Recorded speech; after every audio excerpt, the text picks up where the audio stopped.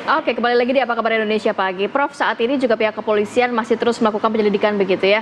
Kalau untuk melihat mayat dari korban ini kan sudah cukup lama, 1 bulan, sudah berbentuk mering dan hanya tinggal kerangkanya saja. Apakah ini sebenarnya agak sulit juga untuk mengetahui ini kematiannya karena apa? Apakah memang ada dugaan aliran sesat di sana? Tentu susah ya. Tapi yang pertama adalah bahwa untuk mengetahui siapa dia gampang ya, dibandingkan saja antara DNA yang ditemukan pada tubuh dengan misalnya yang ditemukan pada pakaian dari korban. Itu yang pertama. Yang kedua, jika misalnya ada zat-zat yang aneh-aneh, tentu masih melekat pada lambung ya, dan masih bisa walaupun sudah 1 bulan masih bisa diekstrak oleh teknik kimia teknik forensik yang ada sekarang. Nah, tapi kalau kita bicara mengenai apakah pasti akibat daripada hal-hal yang bersifat klinik? Menurut saya lihat pada circumstance-nya, lihat pada TKP-nya. Ada nggak sesuatu yang aneh-aneh? Atau apakah dia punya rekam jejak, misalnya punya keterlibatan, punya pergaulan dengan kelompok-kelompok yang memang mendukung hal-hal seperti itu gitu ya. Nah, itu tentu kita mesti bicara mengenai sebaiknya dikembangkan penyelidikannya dengan cara mewawancarai keluarga besar. Ini kan belum kelihatan nih keluarga besarnya mana nih, gitu kan? Nah, maka ketika keluarga besar datang, polisi bisa mewawancari atau psikolog bisa mewawancari, maka lalu bisa kemudian lebih kelihatan siapa dia dari sisi profilnya, begitu. Tapi kalau untuk tubuh korban ini terlihat nggak biasanya kalau dari kasus-kasus yang pernah Prof tangani atau Prof tahu begitu ya, kalau misalnya dugaan aliran sesat tuh ada yang berbeda nggak sih dari jasad korbannya ini? Wah, susah sekali.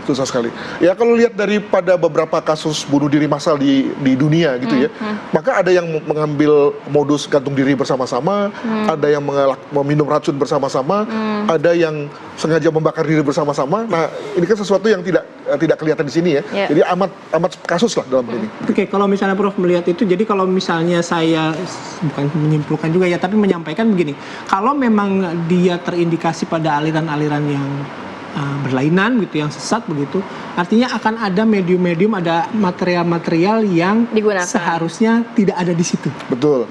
Ya, dan juga jangan lupa bahwa kalaupun kita tidak bicara mengenai aliran sesat, artinya kita bicara mengenai agama-agama mainstream, tapi kan juga ada faksi, ada irisan dalam agama-agama mainstream yang juga keras. Saya sebut saja Kristen, ada Kristen yang keras kan, yang ortodoks lah gitu, yang puritan betul.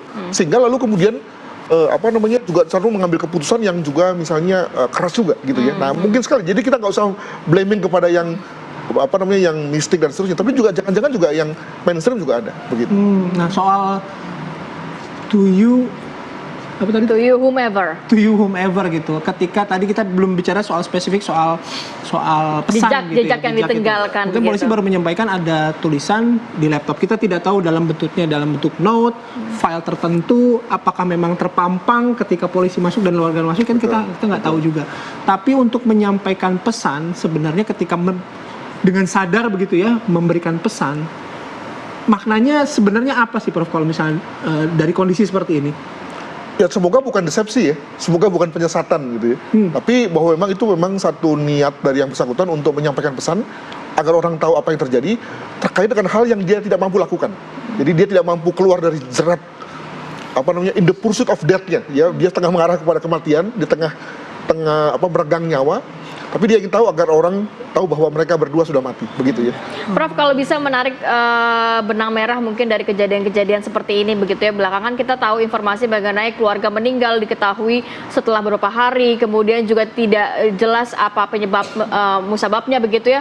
Apakah memang sekarang ada semacam korelasi dengan gaya hidup masyarakat Indonesia atau gimana sih Prof? Saya kira itu yang poin penting yang bisa kita angkat dalam konteks hikmahnya ya, bahwa banyak masyarakat kota yang lebih memilih untuk mengurangi pergaulan interaksi sebanyak mungkin. Mereka-mereka yang tinggal di perumahan-perumahan mewah, di apartemen, yang tidak tahu siapa tetangga sebelah, kiri kanan, depan belakang gitu ya. Sehingga kalau ada apa-apa, ini kita bicara mengenai bahwa kita ini kan dalam kehidupan kita tidak selalu selamanya menyenangkan ya.